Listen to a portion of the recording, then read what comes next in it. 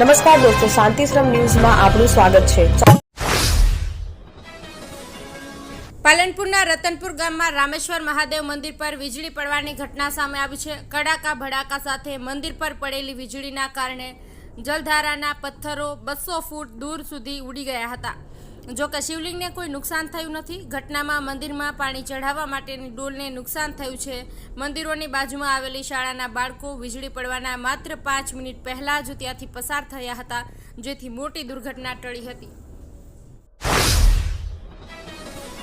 હવામાન વિભાગે બનાસકાંઠા જિલ્લા માટે ભારે વરસાદની આગાહી કરી છે। જિલ્લાના અમીરગઢ અને ઇકબાલગઢ પંથકમાં વરસાદી ઝાપટા નોંધાયા છે। હવામાન વિભાગના જણાવ્યા અનુસાર આજે જિલ્લાના વિવિધ વિસ્તારોમાં ભારે વરસાદ પડવાની સંભાવના છે।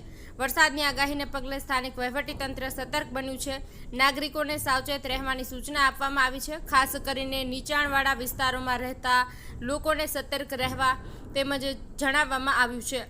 ખેડૂતોને પણ પોતાના પાકનું રક્ષણ કરવા માટે જરૂરી પગલાં લેવાની સલાહ આપવામાં આવી છે। શ્રી આરાસુરી અંબાજી માતાના દેવસ્થાન ટ્રસ્ટે યાત્રાળુઓની સુવિધા માટે મહત્વપૂર્ણ નિર્ણય લીધો છે। ટ્રસ્ટે 27 જૂન 2025થી મંદિરમાં આરતી અને દર્શનના સમયમાં ફેરફાર કર્યો છે। નવા સમયપત્રક મુજબ સવારની આરતી 7:30થી 8 વાગ્યા સુધી થશે। ત્યારબાદ સવારે 8થી 11:30 વાગ્યા સુધી દર્શન ચાલુ રહેશે। બપોરે 12 વાગે રાજભોગ થશે। બપોરના દર્શન 12:30થી 4:30 વાગ્યા સુધી રાખવામાં આવ્યા છે। સાંજની આરતી 7થી 7:30 વાગ્યા સુધી થશે। રાત્રિના દર્શન 7:30થી 9 વાગ્યા સુધી ચાલુ રહેશે। મંદિર ટ્રસ્ટે તમામ ભક્તોને આ નવા સમયપત્રકની નોંધ લેવા વિનંતી કરી છે। બનાસકાંઠા જિલ્લાના દાંતા તાલુકામાં આવેલા પ્રસિદ્ધ યાત્રાધામ અંબાજી ખાતે વહેલી સવારથી જ મેઘરાજાએ પધરામણી કરી છે। અંબાજી અને આસપાસના ગ્રામ્ય વિસ્તારોમાં ધોધમાર વરસાદ નોંધાયો છે। વરસાદની આ મહેરથી અંબાજીના બજાર વિસ્તારોમાં પાણી વહેતા થયા છે। અરવલ્લીની ગિરિમાળાઓમાં થયેલી મેઘમહેરના કારણે 4 લેન હાઈવે માર્ગ ઉપર પણ પાણી ફરી વળ્યા છે। ચોમાસાની વિધિવત રીતે શરૂઆત થતાં ખેડૂતોમાં ખુશીનો માહોલ જોવા મળી રહ્યો છે। અંબાજીના અનેક વિસ્તારોમાં પાણી વહેતા થયા છે, જેના કારણે સ્થાનિક રહીશો અને યાત્રાળુઓને થોડી મુશ્કેલીનો સામનો કરવો પડી રહ્યો છે। Simco Sunlight Paints, Simco Sunlight Paints કવિન સાફ્ટર મશીનથી કલર બનાવનાર નવીન ઘરને સુશોભિત કરવા એકવાર અવશ્ય મુલાકાત લો। Simco Sunlight Paints, Simco Sunlight Paints. Gujarat રાજ્યમાં શાળા પ્રવેશોત્સવ અને કન્યા કેળવણી મહોત્સવની 23મી કડીનો આજે પ્રારંભ થયો છે। વિધાનસભાના અધ્યક્ષ શંકરભાઈ ચૌધરીએ બનાસકાંઠાના થરાદ તાલુકાના બેવટા, દીપડા અને મોટા મેસરા ગામમાં વિદ્યાર્થીઓને શાળામાં પ્રવેશ કરાવ્યો છે। અધ્યક્ષે બાળકોનું કુમકુમ તિલક કરીને શાળામાં પ્રવેશ કરાવ્યો છે। શૈક્ષણિક કીટ આપીને સ્વાગત કર્યું, તેમજ જણાવ્યું કે વડાપ્રધાન નરેન્દ્ર મોદીએ 2002 અને 3માં ગુજરાતના મુખ્યમંત્રી તરીકે શરૂ કરેલા આ કાર્યક્રમના 22 વર્ષ પૂર્ણ થયા છે। આ પહેલથી જ રાજ્યમાં શિક્ષણ ક્ષેત્રે નોંધપાત્ર પરિવર્તન આવ્યું છે। રાજ્ય સરકારની વિવિધ શૈક્ષણિક યોજનાથી ગરીબ પરિવારના બાળકો ઉચ્ચ શિક્ષણ મેળવી સરકારી નોકરીઓમાં જોડાયા છે। અધ્યક્ષે વાલીઓને બાળકોને મોબાઈલથી દૂર રાખી અભ્યાસ માટે પ્રેરિત કરવા અપીલ કરી। કાંકરેજના સુદ્રોસણ ગામમાં આકાશી વીજળી પડતા એક વ્યક્તિનું મોત નીપજ્યું હતું। મૃતક કલ્પેશજી અમૃતજી ઠાકોર ઉંમર વર્ષ આશરે 24 વર્ષીય યુવક પર વીજળી પડતા દુઃખદ અવસાન થયું છે। નદીમાં ઢોર ચારતા તે સમયે આ ઘટના બની હતી। તલાટી, મામલતદાર તેમજ વહીવટી તંત્રને જાણ કરવામાં આવી છે। મૃતકને થરાની સરકારી હોસ્પિટલમાં પીએમ અર્થે ખસેડાયા છે। ગુરુવારે વહેલી સવારથી જ પાટણ શહેર સહિત પંથક અને જિલ્લામાં મેઘરાજાએ ધમાકેદાર પધરામણી કરી છે। વીજળીના કડાકા ભડાકા સાથે પાટણ, સિદ્ધપુર, ચાણસ્મા અને સરસ્વતી તાલુકામાં ધીમીધારે વરસાદ શરૂ થયા બાદ થોડા સમયમાં ધોધમાર વરસાદ વરસ્યો હતો।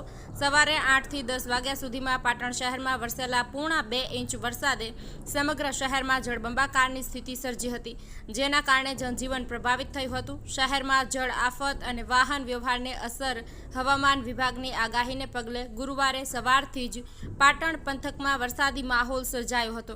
સતત 2 કલાક સુધી અવિરત વરસતા વરસાદ શહેરના વિવિધ વિસ્તારો પાણીમાં ગરકાવ થયા હતા।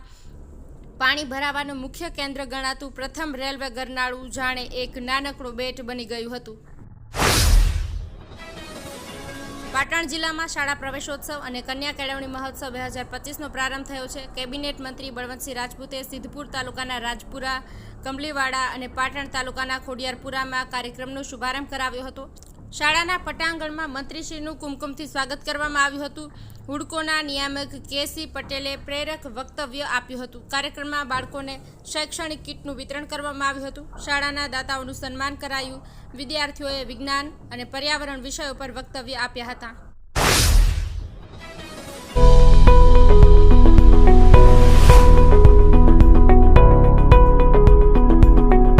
આપ આવો આજે દિયોદરમાં બનાસ ડેરી સંચાલિત ઉમંગ મોલમાં, જ્યાં આપને મળશે બનાસ ઘી, બનાસની ચા, નવરસ તેલ સહિતની જીવન જરૂરિયાત તેમજ કરિયાણું તથા કોસ્મેટિક ચીજ વસ્તુઓ તેમજ પશુહાર સામગ્રી મળશે વ્યાજબી દરે.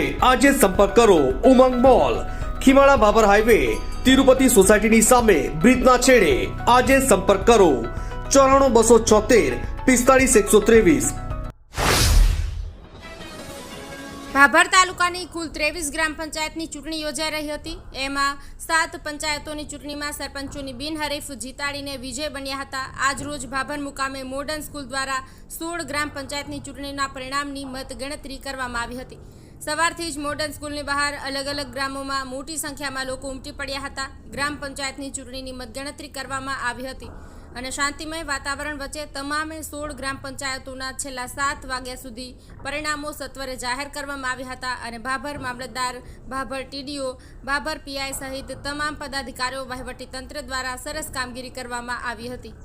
બાજુબેન વેલાજી ઠાકોર ખડોસણ 171 મતોથી વિજય, મંગુબેન વશરામજી ઠાકુર ચાતરા 56 મતોથી વિજય, સગતાજી ભુદરાજી ઠાકુર લાડુલા 28 મતોથી વિજય, સુરેશભાઈ રઘનાથભાઈ ચૌધરી જાસનવાડા 116 મતોથી વિજય, મોનાબેન જોરાજી ઠાકુર બેડા 40 મતોથી વિજય, ગાયત્રીબેન વિષ્ણુભાઈ રાઠોડ બુડાડિયા 334 મતોથી વિજય, રમેશભાઈ વીરાભાઈ ચૌધરી તેતરવા 276 મતોથી વિજય, ગીતાબેન દશરથભાઈ ઠાકોર અસાણા 283 મતોથી વિજય, ગોમતીબેન ભાણજીભાઈ ઠાકોર અબાસણા 125 મતોથી વિજય, જગદીશભાઈ મોહનભાઈ દેસાઈ વડપગ 686 મતોથી વિજય, જેબરબેન વલ્લાભાઈ રબારી ચીચોદરા 323 મતોથી વિજય, રમેશભાઈ દલરામભાઈ સરણવા 135 મતોથી વિજય, મરઘાબેન અર્જણભાઈ ઠાકોર ભીમ બોરડી 126 મતોથી વિજય, બબીબેન રમેશજી ઠાકોર અબાડા 159 મતોથી વિજય, શબનમબેન શાહરૂખ ખાન બલુચ 148 બરવાડા મતોથી વિજય, લવિંગજી જગમાલજી ઠાકોર વડાણા 274 મતોથી વિજય થયા છે. ટાંકણી તાલુકાના 21 ગ્રામ પંચાયતની ચૂંટણી માટે તાલુકા પંચાયતના બિલ્ડિંગમાં ચુસ્ત પોલીસ બંદોબસ્ત વચ્ચે મતગણતરી કરવામાં આવી હતી.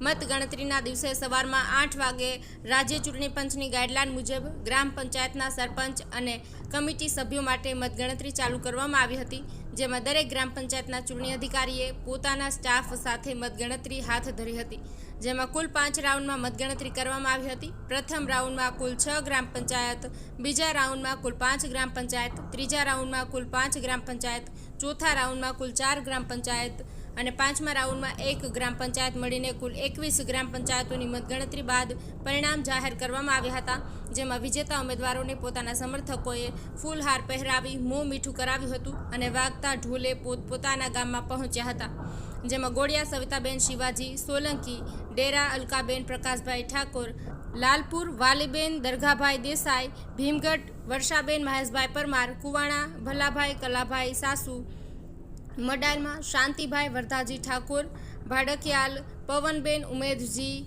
પરમાર, વકવાડામાં ભાવનાબેન દિનેશભાઈ પરમાર,